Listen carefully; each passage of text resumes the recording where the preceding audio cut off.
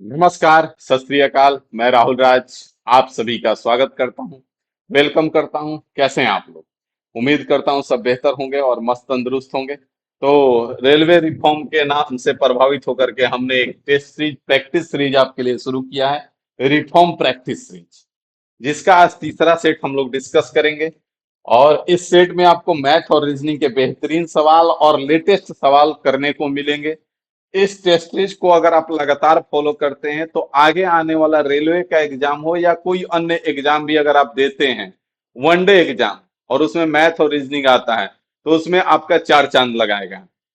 क्योंकि सब बेहतर सवाल हैं, आसान भी सवाल हैं और मुश्किल भी सवाल हैं, क्योंकि सब लेटेस्ट सवाल हैं। ऐसा नहीं है कि कोई इधर उधर से उठा के या 10 क्वेश्चन टफ टफ उठा करके आपको लेके आ जाए और दे दे कि भाई कर लो, आप परेशान रहें। तो ऐसा नहीं, आसान भी सवाल मिलेगा क्योंकि एग्जाम में आसान सवाल भी आता है, और आपको टफ सवाल भी मिलेगा जो आपका एग्जाम में आता है। ठीक है, तो जिस प्रकार के सवाल अभी रेलवे पूछ रहा है, वही सारे सवाल उठा करके हम इसमें करा रहे हैं, एक एक करके। इस टेस्ट सीरीज को फॉलो करने का सबसे बेहतर तरीका आपके पास है कि पहले आप इस लेक्चर को देख लीजिए।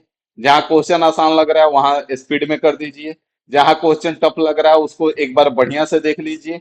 और एक बार पूरा देखने के बाद उसके बाद एप्लीकेशन पे चले जाइए, इन्फिनिटी इंस्टीट्यूट एप्लीकेशन पे रुक जाइए। एप्लीकेशन का मतलब पैसा नहीं होता है, एप्लीकेशन पे भी फ्री में चीजें होती हैं, ठीक है, जो कि हमारे साथ संभव है। एप्लीकेशन पे चले जाइए, इन्फिनिटी इंस्टीट्यूट एप्लीकेशन पे, और वहां पे आपको इसी नाम से एक टेस्ट सीरीज दिखेगा। ठीक है, एक कोर्स दिखेगा, उस कोर्स का प्राइस पता है कितना है? 0 रुपया है। ठीक है, तो उसमें आपको इसका पीडीएफ मिल जाएगा, और उस पीडीएफ को वहां से लेकर के फिर आप बैठ करके सॉल्व कीजिए। देखिए कितना मजा आएगा। और कुछ टेस्ट सीरीज जब निकलेगा, 10 15 20 जब कर लेंगे आप, तब देखेंगे कि आप कहाँ पहुंच गए हैं। ठीक है, तो चलिए आइए ज्यादा देर न करते हुए हम लोग चीजों को स्टार्ट करते हैं। क्वेश्चन नंबर 1 रहा आपके स्क्रीन पे, और ये देखेंगे आप। क्वेश्चन नंबर 1 जो है आपका सीटिंग अरेंजमेंट का सवाल है, रीजनिंग का सवाल है। ठीक है बाबू भाई, तो यहाँ पे ध्यान दीजिए, और अगर लाइक और शेयर नहीं किए हैं तो कर दीजिए। ठीक है, और कमेंट एक प्यारा सा कर दीजिए, क्योंकि आपके कमेंटवा का हम इंतजार करते हैं। आप कमेंटवा नहीं करते हैं, हमारा दिलवा टूट जाता है। ठीक है, जैसे अभी साइराना मूवी देख के, कौन मूवी है, साइराना है, सायरा है, किस पता नहीं क्या है, साइराना है, उसका आजकल बहुत देख रहे हैं, चर्चा में है। उसको देख के लोग प्यार और मोहब्बत उनको उनका उम्र पड़ रहा है। ठीक है, यहाँ पे देखेंगे, कह रहा है ABCDEFGHI एक वृत्ताकार मेज के चारों ओर सम्मुख बैठे हैं। ए के दाईं ओर से गिनने पर ए और एच के बीच केवल दो व्यक्ति बैठे हैं। तो यहाँ पे ध्यान देंगे, कितने व्यक्ति हैं? 1 2 3 4 5 6 7 व्यक्ति हैं। 1 2 3 4 5 6 और एक 7 व्यक्ति। एक के दाईं ओर से गिनने पे, तो ए को हम यहाँ बैठा दिए। दाईं ओर से गिनने पर ए और एच के बीच केवल दो व्यक्ति हैं, तो दो व्यक्ति हो जाएंगे, एच यहाँ पे बैठ जाएगा। आगे बोला है एच और डी के बीच केवल दो व्यक्ति बैठे हैं, तो एच यहाँ पे बैठा है, तो जाहिर सी बात है डी यहाँ पे बैठेगा, क्योंकि और कोई रास्ता नहीं है। ए और बी के बीच केवल तीन व्यक्ति बैठे हैं, ए और बी के बीच केवल तीन व्यक्ति बैठे हैं। तो यहां से ध्यान देंगे कि अगर ए से इधर बैठाते हैं तो 1 2 3, तो बी यहाँ पे बैठना चाहिए, तो नहीं हो सकता है, तो 1 2 3 बी आपका यहाँ पे बैठ जाएगा। ए और बी के बीच केवल तीन व्यक्ति बैठे हैं। सी और आई, सी जो है आई के ठीक दाईं ओर बैठा है। सी कहाँ पे बैठा है? आई के ठीक दाईं ओर। तो अगर आई को हम यहाँ बैठाते हैं तो सी आपका यहाँ बैठ जाएगा। बच गया कौन? जी। और सबसे आखिरी में आने वाला का सबसे खास बात पता है क्या होता है? कि वो आता है बेचारा और चुपचाप बैठ जाता है, थोड़ा सा भी हल्ला नहीं मचाता है कि हम कहाँ बैठेंगे, बैठ गया। अब क्या बोला है? जी के बाईं ओर तीसरे स्थान पर कौन बैठा है? तो जी के बाईं ओर तीसरा स्थान 1 2 3, तो ये भाई साहब सी बैठे हुए हैं, यही आपका आंसर हो जाएगा प्यारे लाल। बात समझ में आ गया? आगे बढ़ा जाए, कोई दिक्कत नहीं है। चलिए अगले सवाल पे आ जाइए। अगला सवाल देखिए क्या कह रहा है। अगला सवाल कह रहा है, जो कह रहा है उसको कर देंगे। कह रहा है, यहाँ पे ध्यान देंगे। अगला सवाल है, PQRSTUV में से प्रत्येक की परीक्षा सप्ताह के एक अगले दिन होती है, जो सोमवार से शुरू होकर उसी सप्ताह के रविवार को समाप्त होती है। पी की परीक्षा गुरुवार को है। गुरुवार को कौन दे रहा है? पी दे रहा है। थर्सडे को कौन दे रहा है परीक्षा? पी दे रहा है भाई साहब। ठीक है। यू की परीक्षा आर के बाद दिनों में से एक पर और टी के पहले दिनों में से एक पर है। भी की परीक्षा एस के बाद दिनों में से एक पर, लेकिन क्यू से पहले दिनों में ए से एक पर। एस की परीक्षा बाद के दिनों में से एक पर है। एस की परीक्षा कहां पे है? एस की परीक्षा जो है पी के बाद है। तो पी के बाद है मतलब कि थर्सडे के बाद फ्राइडे हो जाएगा, और फ्राइडे के बाद सैटरडे आ जाएगा, और सैटरडे के बाद संडे हो जाएगा। संडे हो जाएगा। तो यहाँ पे पी को हम रख चुके हैं, तो पी से रिलेशन मिला कि एस की परीक्षा पी के बाद दिनों में से एक पर है, और भी की परीक्षा एस के बाद दिनों में से एक पर है। तो अगर यहाँ पे ध्यान देंगे कि यहाँ पे क्या हो जाएगा, एस की परीक्षा पी की बाद, तो एस को अगर हम यहाँ करा लेते हैं परीक्षा, तो एस की परीक्षा पी के बाद हो गया, और भी की परीक्षा एस के बाद। तो भी की परीक्षा जो है एस के बाद हो जाएगी, लेकिन क्यू से पहले, तो क्यू से पहले तो क्यू यहाँ पे आ जाएगा। कोई दिक्कत है? नहीं सर जी। अब यहाँ पे आ जाइए, आगे बढ़ते हैं। तो ऊपर कौन कौन बचा है? मंडे है। मंडे हो या संडे, रोज खाओ डंडे तुम लोग, क्योंकि बिना डंडे खाए पढ़ते नहीं हो। ट्यूसडे हो जाएगा और वेडनेसडे हो जाएगा भाई साहब। वेडनेसडे हो जाएगा। तो यहाँ पे अब तीन गो बचा हुआ है। अब ऊपर देखिए और क्या क्या दिया हुआ है। यू की परीक्षा आर के बाद दिनों में से एक से पे है, और टी से पहले दिनों में एक पे है। तो आर से बाद यहाँ पे यू करा देंगे, और यहाँ पे टी करा देंगे। सब तो हो गया सबका परीक्षा। कोनो दिक्कत है? ना सर जी, कोनो दिक्कत नहीं है। बोला है क्या भी से पहले कितने व्यक्तियों की परीक्षा हुई है? तो तीन दो पांच गो का हुआ है। भी से पहले पांच गो देके बैठा हुआ है। ठीक है ना? आगे बढ़ा जाए। अगले सवाल पे आ जाइए। अगला सवाल देखिए क्या कह रहा है।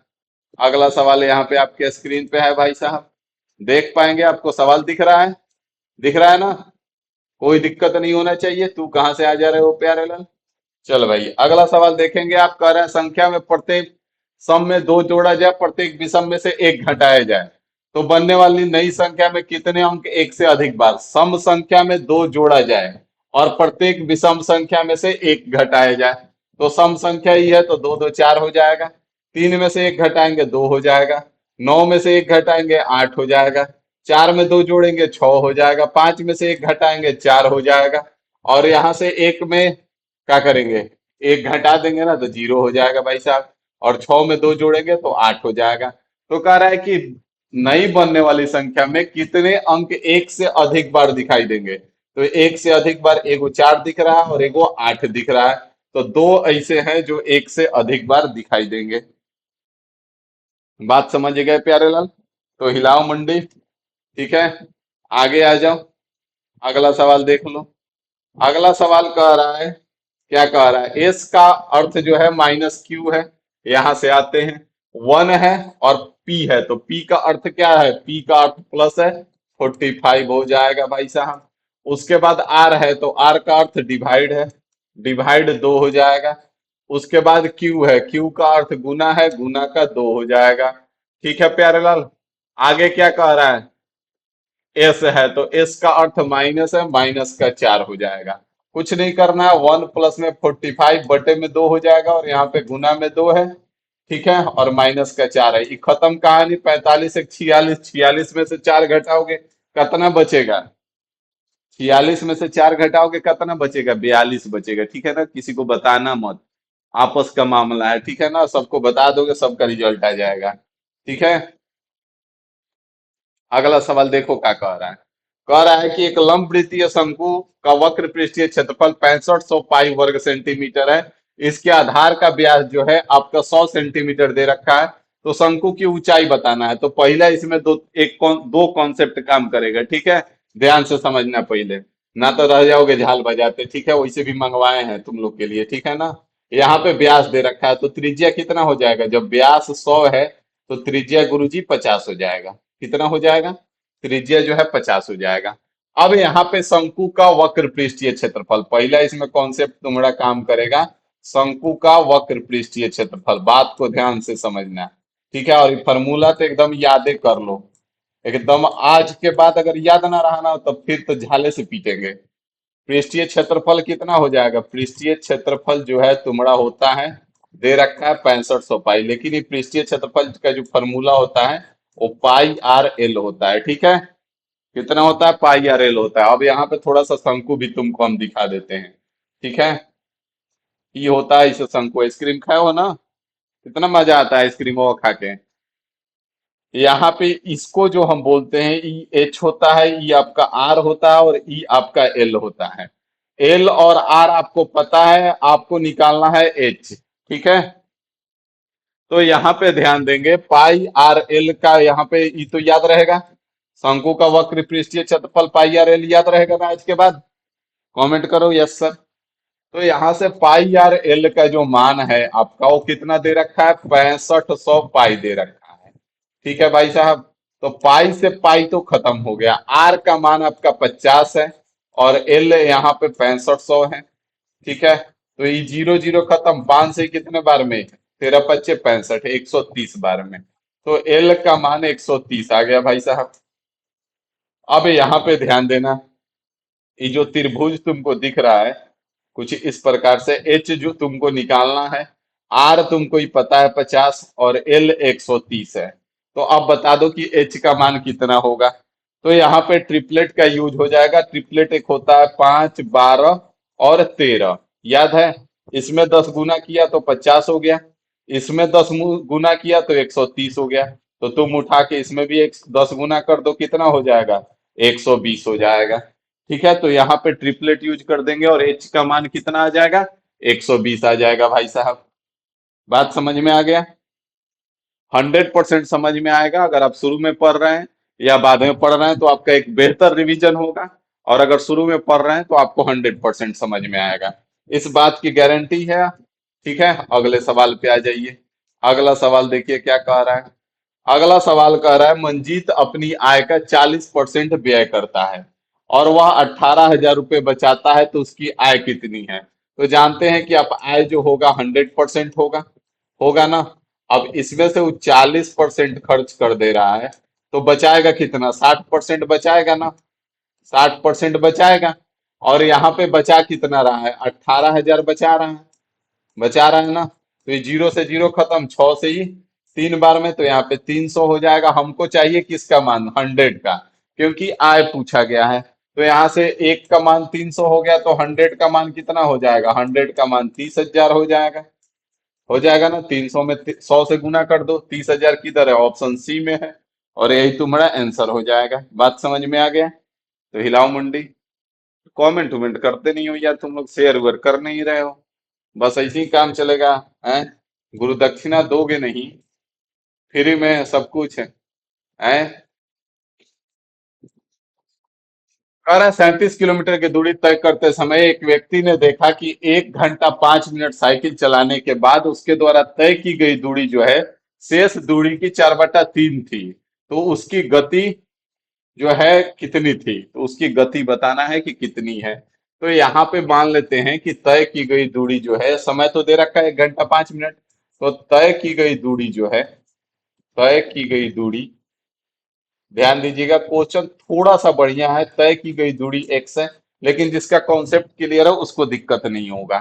तय की गई दूरी जब एक्स है तो शेष दूरी कितना हो जाएगा? शेष दूरी जो हो जाएगा वो हो जाएगा 37 - एक्स, हो जाएगा ना, क्योंकि बोला है ना कि 37 किलोमीटर की दूरी तय करना है। तो यहाँ पे बोला है कि तय की गई दूरी शेष दूरी का 4/3 है। तो तय की गई दूरी अगर एक्स है और शेष की गई दूरी कितना? 37 - एक्स है। तो यहाँ से कितना हो जाएगा? 4/3 हो जाएगा। हो जाएगा कि नहीं हो जाएगा? हो जाएगा सर जी। बस कुछ नहीं करना है, 3x हो जाएगा और बराबर में इसको गुना करा दीजिए, 7 × 4 = 28, 2 और 3 × 4 = 12, 2 14 हो जाएगा, और माइनस का 4x हो जाएगा। 4x को इधर लेके आ जाइए, तो यहाँ पे 7x बराबर कितना आ गया? 148, 148 हो जाएगा। तो यहाँ से x बराबर कितना आ गया? 148/7 हो जाएगा। मतलब तय की गई दूरी कितना है? 148/7 किलोमीटर है ना। तय की गई दूरी कितना है? 148/7 किलोमीटर है। ई जो है हमारा दूरी का काम करेगा, डिस्टेंस का काम करेगा। और यहाँ पे समय कितना दे रखा है? तो टाइम जो है आपका 1 घंटा 5 मिनट ले रखा है। टाइम 1 आवर 5 मिनट दे रखा है। 1 घंटा 5 मिनट। तो यहाँ से 1 घंटा तो 1 घंटा है, और प्लस में इसको 60 से भाग देगो तो ये आपका 1/12 हो जाएगा। तो 12 एक कम 12 और एक 13/12 घंटा हो गया। 13/12 घंटा हो गया भाई साहब। अब यहाँ पे दूरी बटे समय करेंगे तो हमारा चाल निकल के आएगा। स्पीड बराबर क्या होता है? दूरी बट्टा समय। तो स्पीड बराबर दूरी बट्टा समय, तो 148 और बटे में 7 है, और यहाँ बटे में समय करोगे तो 13/12 है ना। तो यहाँ पे क्या हो जाएगा? 148/7 और गुना में 12/13 हो जाएगा। अब यहाँ पे आपको गुना भगा करना पड़ेगा, मेन प्रक्रिया यहीं पे है। अब यहाँ पे कर लीजिए, 12×8 = 96, 6 बच गया आपका कितना? 9। 12×4 = 48 और 9×7 = 7, बच गया 5, और 12 कम 12 और 5 17 हो जाएगा। और बटे में कितना हो जाएगा? 13×7 = 91 आ जाएगा। अब यहाँ पे आपको डिवाइड करना है और ऑप्शन के थ्रू आपको जाना है, क्योंकि या तो डिवाइड कीजिएगा कीजिएगा ना। तो यहाँ पे अगर हम ध्यान से देखें तो ये 20 से कम बार में कटेगा, ये फिक्स है। लेकिन 20 से थोड़ा सा ही कम रहेगा, क्योंकि 9 दूना 18, यहाँ पे कितना हो जाएगा? 90 दूना 180 होता है, 182, तो 1820 आ जाएगा। आ जाएगा ना। अगर 20 बार में करेंगे तो 1820 होगा। तो हमारा 20 से थोड़ा सा कम होगा, और 20 से थोड़ा सा कम हमारा 19.5 ऑप्शन में था। हम मार के आगे बढ़ जाएंगे, हम इतना माथा पेची ना करेंगे। ठीक है, क्योंकि हमारा काम है आंसर टिक करना है। वहां पे हमको प्रूफ नहीं करना है कि हाँ हम आंसर तक निकाले हैं। हमको केवल आंसर टिक करने से मतलब है। ठीक है भाई साहब, बाकी आप जैसे टिक कर दें। अब एक और तरीका है, हनुमान जी के नाम लेकर मार दें, तो वो अलग का बात है। ठीक है। कह रहा है सुनील बिंदु ऐसे चलना शुरू करता है। सुनील भाई चलना शुरू कर दिया है, ठीक है ना। इसको रोक लो कोई, ना तो बताएंगे क्या होगा। कह रहा है दक्षिण की ओर 11 किलोमीटर गाड़ी चलाता है। ठीक है भाई साहब, 11 किलोमीटर दक्षिण की ओर चला लिए। आगे कह रहा है फिर वह बाएं मुड़ता है और 3 किलोमीटर गाड़ी चलाता है। यहाँ पे 11 चलाया, बाएं मुड़ा और 3 किलोमीटर गाड़ी चलाया। ठीक है भाई साहब। आगे कह रहा है बाएं मुड़ता है और 4 किलोमीटर गाड़ी चलाता है। बाएं मुड़ा और 4 किलोमीटर गाड़ी चलाया भाई साहब। कह रहा है फिर वह बाएं मुड़ता है। अरे भाई साहब क्या विचार है? बाएं बाएं बाएं कितना बाएं मुड़ोगे? तो यहाँ पे 3 है, तो 12 किलोमीटर गाड़ी चलाता है इस बार, तो इधर आ जाएगा। ठीक है, यहाँ पे 12 चलाया। कह रहा है वह अंतिम बार दाएं मुड़ता है और 7, अरे यार, अंतिम बार दाएं मुड़ता है और 7 किलोमीटर गाड़ी चलाता है। तो 7 किलोमीटर चलाएगा तो ठीक इसके सामने चल जाएगा, क्योंकि पूरा 11 था, ये 4 है, तो ये 7 हो जाएगा, तो यहाँ पे आ जाएगा। ठीक है, ये 7 किलोमीटर चलाया। अब कह रहा है बिंदु पी पर रुकता है। चल रुक जाने दे, बढ़िया है। अब कह रहा है बिंदु ए से फिर वह पहुंचने के लिए न्यूनतम दूरी क्या होगा? तो सिंपल सा है, इधर ये 3 है आपका और ये टोटल 12 है, तो ये कितना बचेगा? 9 बचेगा। तो यही 9 जो है किधर चलना पड़ेगा? 9, और ये जो डायरेक्शन होता है क्या होता है? पश्चिम होता है। तो उधर पश्चिम होता है। गजीब हाल है यार। 9 किलोमीटर पूरब की ओर जाएगा ना, इधर जाएगा तो पश्चिम जाएगा ना। 9 किलोमीटर पूरब की ओर जाएगा भाई साहब। बात समझ में आ गया प्यारे लाल? तो अगले सवाल पे आ जाइए। अगला सवाल देखिए क्या कह रहा है। वही कहेगा जो इसका मन करेगा, और फिर हम भी वही करेंगे जो हमारा मन करेगा। कह रहा है कि सभी कारें बसें हैं और सभी बसें ट्रक हैं। ठीक है भाई, तो ये कट सकता है, और कार और ट्रक का बन सकता है। तो कार और ट्रक का है, तो सभी ट्रक, तो ट्रक यहाँ पे 100 हो गया, जो कि संभव नहीं है। जहाज और कार का, जहाज और कार का बन रहा है। जहाज और कार का तो यहाँ बस बस खत्म होगा, तो ट्रक और जहाज का बन सकता है। कुछ ट्रक जहाज है, लेकिन जहाज और कार का तो नहीं बनेगा। जहाज और कार यहाँ पे हैं, तो यहाँ पे बस बस अगर कटेगा भी तो ये दोनों 50 है, ही कटेगा नहीं, तो ये बनेगा नहीं। और बनेगा नहीं तो क्या करेंगे? न तो निष्कर्ष एक और न ही दो निकलता है। ऑप्शन डी आंसर टिक कर देंगे। बात समझ में आ गया भाई साहब? तो आगे आ जाइए, हिलाइए मुंडी, आगे बढ़िए। क्या है परेशान हो रहे हो प्यारे लाल? अगला क्वेश्चन देखो, बढ़िया क्वेश्चन है। यहाँ पे इस टाइप का क्वेश्चन अभी लगातार सब एग्जाम में आ रहा है भाई साहब। क्या है? 26 है, 40 है, 22 है और 34 है। ठीक है। यहाँ पे कितना अंतर है? 14 का है, और यहाँ पे आपका 12 का है। हम क्या बोलते हैं, इसका इसमें गुना कराओ और इसका इसमें गुना कराओ। तो 26 गुना 12 हो जाएगा, और यहाँ पे 22 गुना 14 हो जाएगा। और यहाँ पे बटे में इनका अंतर ले लो, 2 हो जाएगा। 2 से काट दो, जो कट रहा है 13 बार में कट जाएगा, और ये 11 बार में कट जाएगा। तो यहाँ पे 156 और माइनस का 154 हो जाएगा ना। तो 2 आ गया, तो x का मान आपका कितना आ गया, 2 आ गया। जो यहाँ पे बोला है ना कि जब इनमें x जोड़ते हैं तो इस समानुपात में हो जाते हैं, तो यहाँ पे x का मान आपका कितना आ गया, 2 आ गया। अब यही x का मान यहाँ पे रख दीजिए। तो 8 और बटे में y और बराबर में y, और बटे में 7 दूना 14, 14 में से 6 घटा 8। तो y का स्क्वायर बराबर कितना आ गया, 64 आ गया। तो y बराबर कितना हो जाएगा, 8 हो जाएगा, और यही आपका आंसर हो जाएगा, जो कि ऑप्शन डी में है। बात समझे कि ना समझे? समझ गए? तो आगे आ जाओ। अगला सवाल देखो क्या कह रहे हैं। अगला सवाल यहाँ पे देख पाएंगे आप, अगला सवाल कह रहा है FLN है। तो यहाँ पे सबसे पहला काम है नंबरिंग करो, सबसे पहला काम नंबरिंग करो। 6 है, सबसे पहला काम क्या है, नंबरिंग कर दो। 6 है, L 12 है, और N 14 है। ये 20 है, और X 24 है, और ये 2 है। ठीक है। तो अगर ये दो, इधर 2 4 6, और ये 16, तो -4, और ये 10 4 14। तो +2 -4, और फिर +4, +4 -4 +4। तो यहाँ पे भी सेटिस्फाई कर रहा है। +4, +4, फिर -4, और फिर +4। तो ये है ऑप्शन पहले, आंसर आ गया। अब क्या ही करना है, पहला ऑप्शन चेक करो और सेटिस्फाई हो जाता है ना। जो जिंदगी का असली सुकून मिलता है ना, वो एग्जाम देने वाले ही फील कर सकते हैं। ठीक है। अगला सवाल देख लीजिए क्या कह रहा है। अगला सवाल कह रहा है, कुछ नहीं कह रहा है, M+N है, A+B का अर्थ है ए बी की माता माता है, मतलब कि M जो है वो N की माता है। ठीक है। और N-O का अर्थ है ए बी का भाई है। तो N जो है O का भाई है।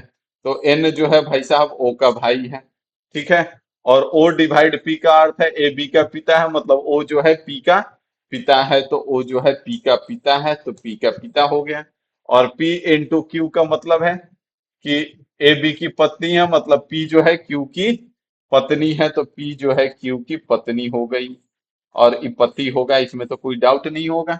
तो M जो है Q से किस प्रकार संबंधित है, तो ये बेटा है, और बेटा की बेटी। तो ये जो है क्या हो जाएगा, पत्नी की माता के माता, पत्नी के पिता के पिता, और पत्नी के पिता की बहन। तो यहाँ पे पत्नी, ये इसकी पत्नी है, और पत्नी के पिता की माता है। तो पत्नी के पिता की माता हो जाएगी M।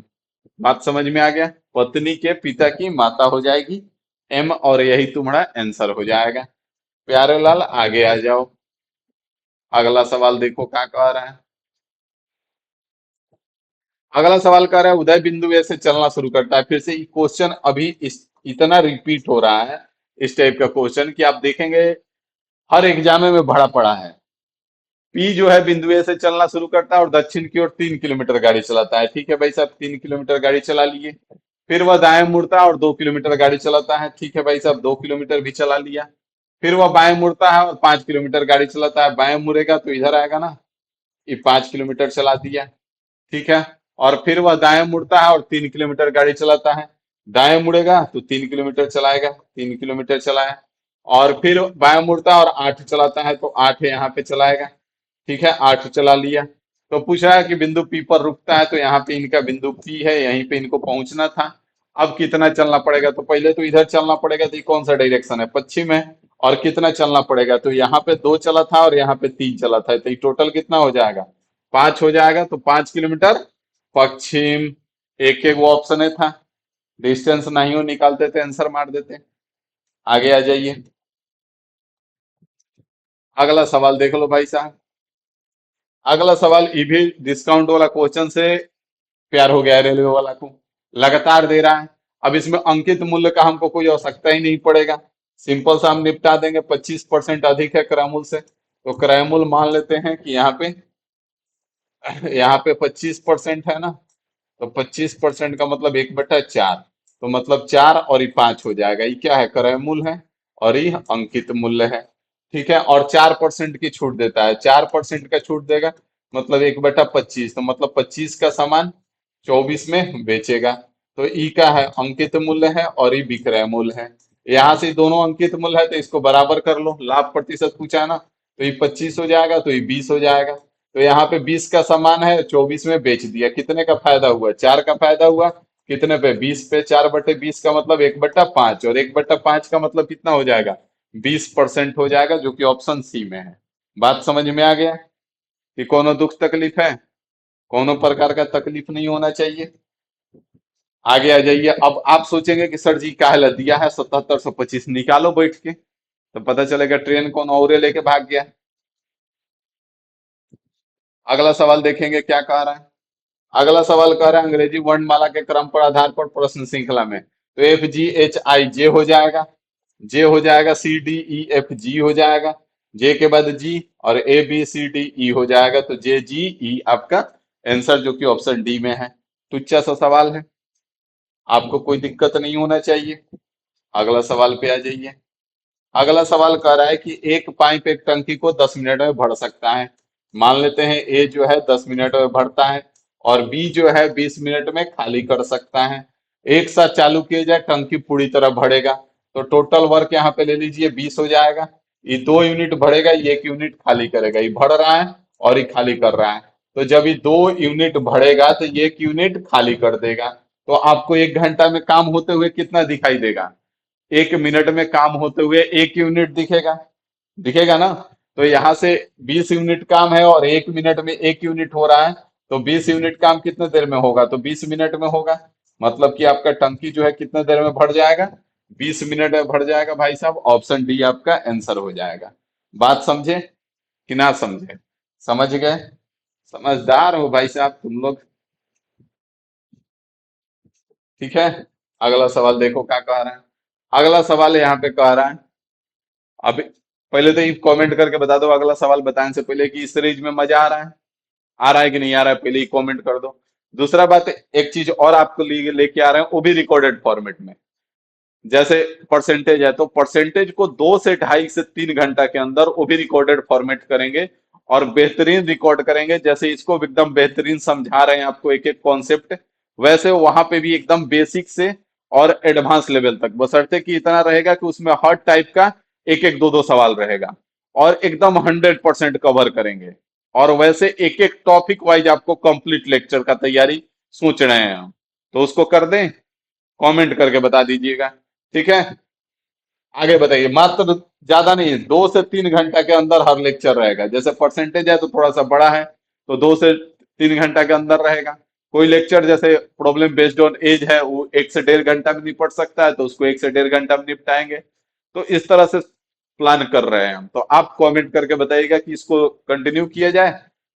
यहाँ पे ध्यान देंगे, कह रहे हैं 502 डिवाइड 78 है, तो 502 है भाई साहब और डिवाइड है, तो डिवाइड का अर्थ है यहाँ पे प्लस, तो प्लस 78 हो जाएगा। और यहाँ पे क्या कर रहा है, प्लस का अर्थ माइनस है, तो माइनस का 2 हो जाएगा। और माइनस का अर्थ गुना है, तो गुना 258 हो जाएगा। और यहाँ पे गुना का अर्थ क्या है, तो गुना का अर्थ डिवाइड है, डिवाइड आपका 2 हो जाएगा। तो सबसे पहले तो यहाँ पे काट दीजिए, 2 1 कम 2, 2 दूना 4, 2 9 18, फिर तो बतिया उहे हो जाएगा। ये तो 258 हो जाना है, इसको जोड़ लो, 580 हो जाएगा। और 580 में से 258 घटा दो, तो कितना बचेगा, 10 में से 8 घंटा 2 बच्चा, 7 में से 5 घंटा 2 बच्चा, और 5 में से 2 घंटा 3 बच्चा, यही बचेगा ना। तो यही तुम्हारा आंसर होगा भाई साहब। ठीक है प्यारे लाल, तो अगले सवाल पे आ जाइए। अगला सवाल देखिए क्या कह रहा है। अगला सवाल कह रहा है, बहुत बढ़िया सवाल है, कह रहा है 25 वास्तविक संख्याओं का समानांतर माध्य जो है 110 है। तो अगर इनका योग अगर हम कहें, तो 25 संख्याओं का योग, इनका योग अगर हम पूछें, क्या कह रहे हैं, योग, अगर योग हम पूछे तो कितना हो जाएगा, 25 गुना में 110 हो जाएगा ना। तो ई 0 हो जाएगा यहाँ पे, और 25 से कम 25 का 5, बच गया कितना, 2, और 25 से कम 25 और दो 27 हो जाएगा ना। तो 2750 इनका योग है। योग कितना आ गया भाई साहब? 2750 है।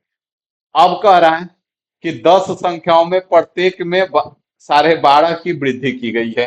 तो 10 संख्याओं में कितना का वृद्धि किया गया? प्रत्येक में। तो टोटल वृद्धि कितना हो जाएगा? 12 दूना 24, एक 25/2 हो जाएगा। तो यहाँ पे कितना वृद्धि हो जाएगा? तो यहाँ पे 25 पच्चे 125 की वृद्धि हो जाएगी। आगे कह रहे हैं अन्य 10 संख्याओं में 15 की वृद्धि की गई है। तो 10 संख्याओं में 15 की वृद्धि की जाएगी तो टोटल कितना वृद्धि हो जाएगा? 150 हो जाएगा ना। और शेष संख्याएं 5 अपरिवर्तित है। तो यहाँ पे टोटल वृद्धि कितना हो गया? 275 हो गया। तो इसमें 275 भाई साहब जोड़ लीजिए। तो 275 जोड़ेंगे या फिर यहीं से हम निपटा सकते हैं। 275 वृद्धि हुआ ना। तो 275 और कितने में हुआ? 25 में। तो 25 में बांट दीजिए। तो यहाँ से 11 का वृद्धि हो जाएगा। तो पहले से समानांतर माध्य कितना है? 110 है। 11 जोड़ देंगे कितना आ जाएगा? 121 आ जाएगा। तो ये भी आपको निकालने की जरूरत नहीं था। अब पहले इसको समझ लीजिए उसके बाद बताते हैं। यहाँ पे कितना वृद्धि हुआ? टोटल 275 हुआ, ठीक है। तो यहाँ पे 275 जोड़ दीजिए। और 275 जोड़ेंगे तो 5 7 5 12, 7 दूना 1 10 और 2 1 3। अब इसको 25 से भाग दे दीजिए। तो 25 से भाग देंगे तो 25 से कम 25, 5 और 2 25 दूना 50 और 25 से कम 25, तो 121 आ जाएगा। अब जैसे अगर हम देखें तो इसको भी हमको करने का जरूरत नहीं था। यहाँ पे पता चल गया कि 275 का कुल वृद्धि हो रहा है। कितना हो रहा है? 275 का कुल वृद्धि हो रहा है। और कितना संख्या है? 25 गुना। तो इसको 25 से भाग दे दीजिए। तो यहाँ पे कितना हो जाएगा? 11। मतलब कि प्रत्येक संख्या में कितने की वृद्धि होगी? 11 की। पहले से औसत कितना है? 110 है। अब औसत में यहाँ पे 11 प्लस कर दीजिए, आपका 121 हो जाएगा। और यही आपका नया औसत हो जाएगा। बात समझ में आ गया प्यारे लाल? कौन दुख तकलीफ है? नहीं है ना? आगे आ जाइए। अगला सवाल कह रहा है किसी कूट भाषा में GIVE है और VOLT है। तो ये दोनों में रिपीट क्या हो रहा है? 6 रिपीट हो रहा है दोनों में। तो भी का मान पूछा है, भी का मान 6 हो जाएगा। क्योंकि दोनों में भी है और भी का मान पूछा गया है, तो भी का 6 हो जाएगा। बात समझ में आ गया भाई साहब? कि कोनो दुख तकलीफ होए, कोनो दुख तकलीफ ना होए ना। तो आगे आ जाइए। अगला सवाल देख लीजिए क्या कह रहा है। अगला सवाल कुछ नहीं है। पूछा है कि कौन सा संबंधित नहीं है। तो सिंपल सा है। इसको हम कर लेंगे। क्या करेंगे? यहाँ पे कितना हो जाएगा? 11 12 और ये 6 7। तो यहाँ से 5 घटाया, 5 घटाया। यहाँ से 24 25 है, 24 25 है। और यहाँ से 19 20। तो यहाँ से भी 5 5 घटाया, 8 और 11। और यहाँ पे 12 और 16 आ गया। तो यहाँ पे तो गड़बड़ हो रहा है। यहाँ पे 15 और 16, यहाँ पे 10 और 11। तो यहाँ पे आपका इसमें आपका गड़बड़ चल रहा है, यही आपका आंसर हो जाएगा। बात समझ में आ गया भाई साहब? अगले सवाल पे आ जाइए। अगला सवाल देखिए क्या कह रहा है। अगला सवाल कह रहा है कि पुरुषों महिलाओं और बच्चों के एक समूह में 20% पुरुष 50% महिलाएं और बाकी बच्चे हैं, उनका औसत वजन इतना इतना इतना है, समूह का औसत वजन कितना होगा? तो मान लेते हैं कि टोटल जो यहाँ पे समूह में लोग हैं वो टोटल 100 लोग हैं। कितने हैं? 100 लोग हैं। तो इसमें पुरुष जो है कितने हो जाएंगे? 100 में पुरुष जो है कितने हो जाएंगे? तो 20% है। तो पुरुष 20 को हो जाएंगे। आगे 50% महिला है। तो महिला जो है 50% है। महिला कितना है? 50% है। तो महिला का हो जाएगा 50 गो। और बच्चे कितने बच जाएंगे? तो बच्चे मन के सच्चे होते हैं, ठीक है, लेकिन तुम लोग नहीं हो। तो 50 20 70, तो यहाँ पे 30 हो जाएंगे। कोई दिक्कत है? ना सर जी। तो यहाँ पे औसत वजन पुरुषों का कितना है? 45 है। तो 45 गुना 20 कर दो और प्लस कर लो। महिलाओं का 60 गुना 30 हो जाएगा और प्लस कर दो। बच्चों का 20 गुना 30 हो जाएगा। और टोटल को 100 से भाग दे दो भाई साहब, बस कुछ नहीं करना है। यहाँ पे देख लो, जीरो से जीरो खत्म, ये भी जीरो खत्म, ये भी जीरो खत्म। यहाँ पे तुम्हारा 90 हो जाएगा, 180 हो जाएगा और 60 हो जाएगा। और बटे में 10 हो जाएगा। फिर जीरो जीरो खत्म कर दो। कितना हो जाएगा? 18 6 24 और 24 और 9 है। कहाँ गड़बड़ कर दिए भाई साहब? 18 6 18। ओहो ओहो ओहो ओहो ओहो ओहो, 50 महिला हैं और महिलाओं का 60 है। यहाँ पे गड़बड़ हो गया है भाई साहब। यहाँ पे आपका 50 है, तो यहाँ पे आपका 30 हो जाएगा। यहाँ पे आपका 90 हो गया, प्लस का 300 हो जाएगा, और प्लस का 20 30 60 हो जाएगा। बटे में 10 हो जाएगा, जीरो जीरो खत्म, सबका जीरो खत्म, 9 6 15 और 30 कितना हो जाएगा, 45 हो जाएगा। और यही आपका ऑप्शन ए जो है आंसर हो जाएगा। बात समझ गए? तो आगे आ जाइए, हिला के मुंडी। ठीक है ना? अगला सवाल देखिए, ज्योमेट्री का सवाल है, थोड़ा सा ठीक ठाक सवाल है। कह रहा है ए बी जो है सी डी के समानांतर है, क्योंकि ज्योमेट्री देख के ही डर लगता है तुम लोग को, तो इसलिए ठीक ठाक सवाल है। ठीक है, कह रहा है ए बी जो है सी डी के समानांतर है। ए बी जो है सी डी के समानांतर है। A B, A, A B, ए और बी, और यहाँ पे सी और D. A B C D के समानांतर है। एक तिर्यक रेखा पी क्यू ए बी को सी और डी पे, पी और क्यू, ठीक है, ए बी और सी डी को ई और एफ पर प्रतिच्छेदित करता है। तो यहाँ पे ई हो गया तुम्हारा, और ई वाला पॉइंट एफ हो गया। कोनो दिक्कत है ना सर जी? आगे कह रहा है पी ई बी जो दे रखा है वो तुम्हारा 56 डिग्री दे रखा है, ये 56 है। आगे कह रहा है ए बी और सी डी के बीच जी इस प्रकार है, तो यहाँ पे मान लेते हैं कि कहीं पे जी है। ठीक है, तो बी ई जी, ई वाला जो एंगल दे रखा है वो 32 डिग्री है। ठीक है, 32 डिग्री है। और जी एफ ई मतलब कि ई वाला एंगल जो दे रखा है भाई साहब, वो 47 डिग्री है। तो आपसे क्या पूछा है? आपसे पूछा है ई जी एफ, ई जी एफ, ई वाला एंगल आपसे पूछा गया है। तो कुछ नहीं करना है, बता देंगे सिंपल सा। यहाँ पे बात को समझिए। अगर हम आपसे पूछे कि बताओ भाई साहब ये जो पूरा एंगल का समय कितना होगा, तो 180 होगा, होगा ना, लिनियर पेयर से। तो ये कितना है, 6 2 8 है, और 5 3 8, 88 है। तो ये बचेगा कितना? बचेगा कितना? 92 बचेगा। 92 बचेगा, ये अंदर वाला कितना बचेगा? 92 बचेगा, क्योंकि टोटल 180 है।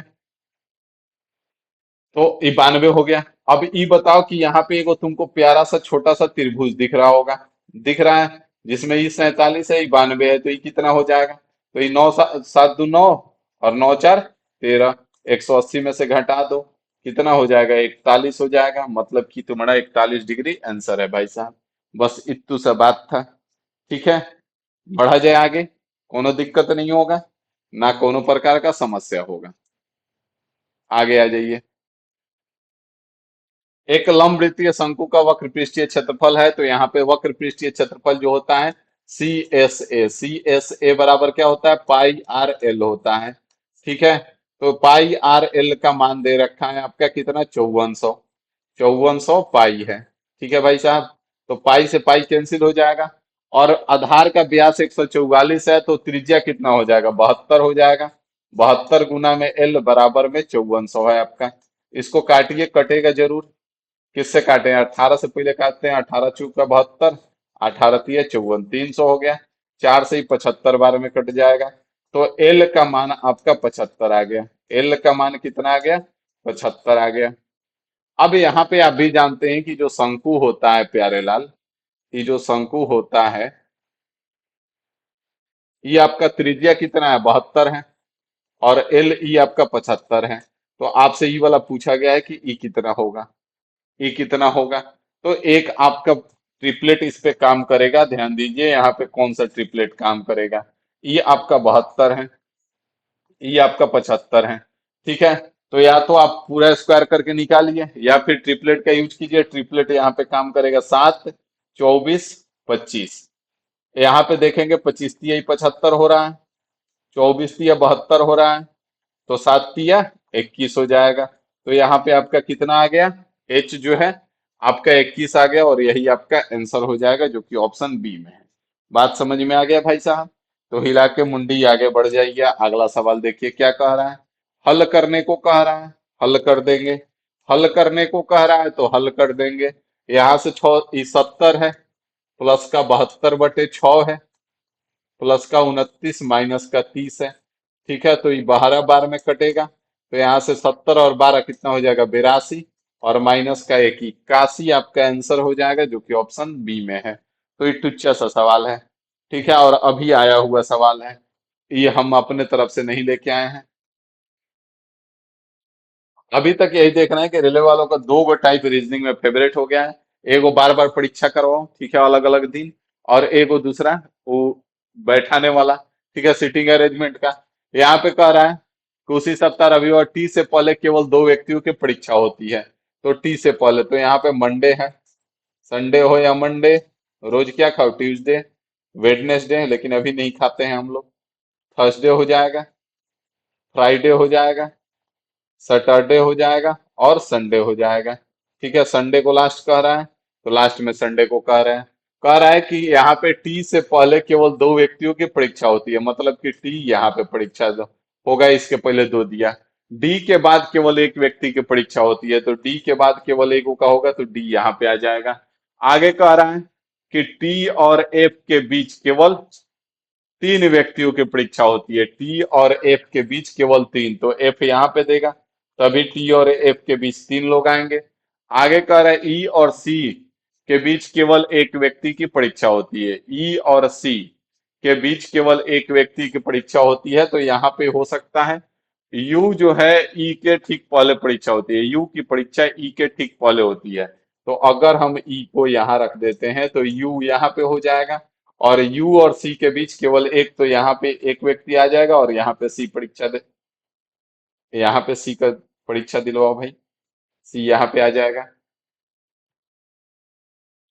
यू की परीक्षा ई से ठीक पहले होती है, तो ये भी करवा दिए हैं, यू ई और सी के बीच केवल एक व्यक्ति की परीक्षा होती है, तो सी तो ऊपर भी जा सकता था, गड़बड़ हो जाता। ठीक है, तो यहाँ पे कह रहा है कि किसकी परीक्षा शुक्रवार को होती है, तो कौन बच गया है, सी, डी, ई, एफ बचा, एफ भी हो गया, एस, एस बचा हुआ है, तो इसी एस की परीक्षा आपका शुक्रवार को होगा, और यही आपका आंसर हो जाएगा। बात समझ में आ गया, तो इसमें कुछ होता नहीं है, बस जैसे जैसे कह रहा है वैसे वैसे कर दीजिए, बात खत्म हो जाएगा। यहाँ पे कह रहा है कि एक्स अनुपात वाई जो है 2:4 है, एक्स अनुपात वाई जो है आपका 2:5 है, और y अनुपात z जो है आपका 4:7 है। तो ये बराबर कर दीजिए, 20 हो जाएगा, पंचों का 20, तो ये 8 हो जाएगा, और 20 हो जाएगा तो ये 35 हो जाएगा। तो एक्स वाई जेड आपका निकल के आ गया, एक्स वाई जेड आपका निकल के आ गया, 8, 20 और 35। अब यहाँ से क्या पूछा है, 15,120 को, तो बांट दीजिए, 20 8 28, कितना हो जाएगा, 55, 55 8 63 हो जाएगा। तो 63 का मान कितना है, 15120 है। ठीक है, तो 63 से पहले ही भाग दे लो, कितने बार में कट रहा है, सिंपल सा है, 63 दूना 126 हो जाएगा। तो यहाँ से 5 और यहाँ से 4, 2 हो जाएगा, खत्म कहानी, ऊपर से 2 आ जाएगा, तो ये 4 बार में कट जाएगा, 252 हो जाएगा, 240 आ गया। तो किसका पूछा है, सबका पूछा है, तो यहाँ से 24 बटू 192 हो जाएगा। इसमें 24 240 गुना करोगे तो 192 हो जाएगा, 1920।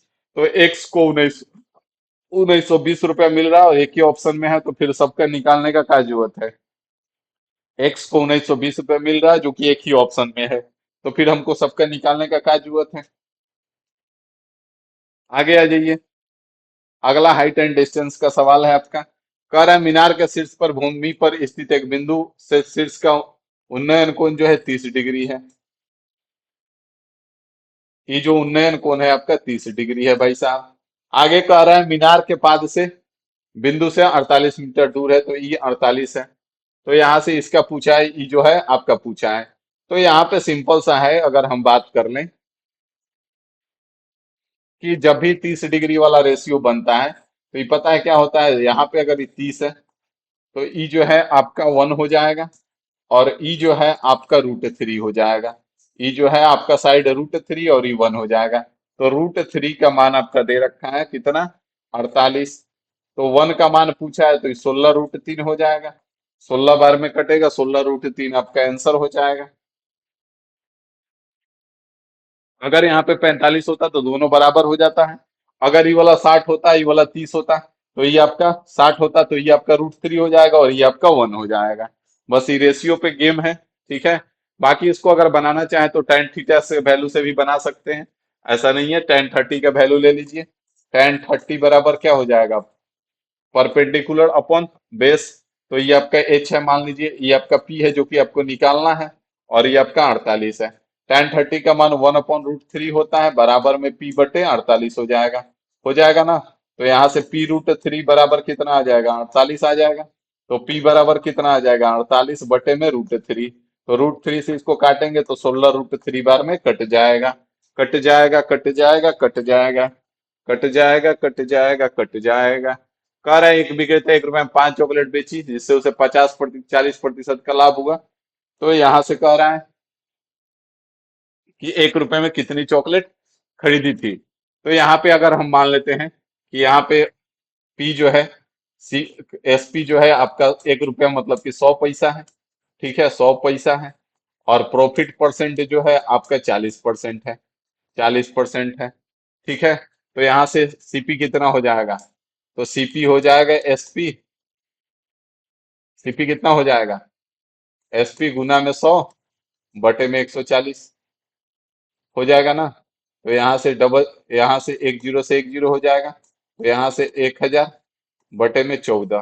तो इतना रुपया में यहाँ पे ध्यान देंगे, 1000 बटे में 14 में कितना चॉकलेट खरीद रहा है, 5 गो, 5 गो का हो गया। तो हमको 100 पैसा का बताना है भाई साहब। तो 100 पैसा का बताना है तो 1 रुपये में 1 पैसा में कितना हो जाएगा, 5 गुना में 14 बटे में 1000। प्रॉपर बेसिक से समझो एकदम। तो 100 पैसा का पूछा है तो 5 गुना में 14 और बटे में 1000 और गुना में 100 हो जाएगा। ठीक है, डबल जीरो से डबल जीरो खत्म, 14×5 = 70 बटे में 10 हो जाएगा। मतलब 100 पैसा में कितना चॉकलेट खरीदा था, 7 चॉकलेट खरीदा था।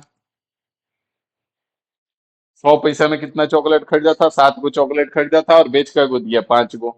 बात खत्म हो गया। अगले सवाल पे आ जाइए। अगला सवाल देखिए क्या कह रहा है। अगला सवाल कह रहा है राजेश के पास 156 लीटर तेल ए जो है, तेल ए जो है वो 156 लीटर है। और तेल बी जो है वो 256 लीटर है। तेल बी जो है 256 लीटर है। तो कह रहा है कि एक ही प्रकार का तेल भरे, तो इसमें आपको इसका एचसीएफ निकालना होता है। क्या निकालना होता है, एचसीएफ निकालना होता है। अब एचसीएफ निकालने का सिंपल सा रास्ता है कि आप ऑप्शन से निपटाएं। तो ये 10 खत्म हो जाएगा, और 5×2 = 7, 6 13, तो 3 से भी नहीं कटेगा तो ये भी खत्म हो जाएगा। ठीक है, अब ई भी 13 से नहीं कट रहा है तो ई भी खत्म हो जाएगा, तो यही बच गया 4, जो कि ऑप्शन डी में है।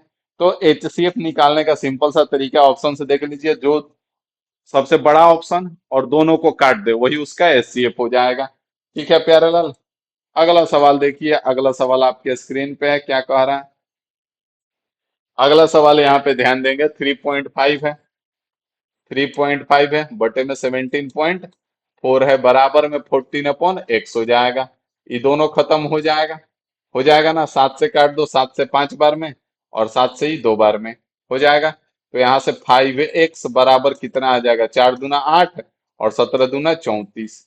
तो यहाँ से x बराबर कितना हो जाएगा, 348 बटे में 5। तो यहाँ से 5×6 = 30 और 4 बच गया, 8×5 = 9 = 45 और 5×6 = 30। तो 69.6 आपका आंसर आ जाएगा, जो कि ऑप्शन सी में है। बात समझ में आ गया, कौनो तकलीफ है, नहीं है? तो मजा आया, यहाँ तक किसी को कोई दिक्कत नहीं है, सब कुछ बढ़िया है। तो एक बार कमेंट कर दीजिएगा और आराम से इसको करते चलिए, फिर देखिए कितना मजा आएगा। ठीक है ना, तो चलिए फिलहाल इस सभा को यहीं पे समाप्त करते हैं। मिलते हैं आपसे कल अगले सेट के साथ निर्धारित समय पे। अभी के लिए इतना ही रखते हैं। Thank you.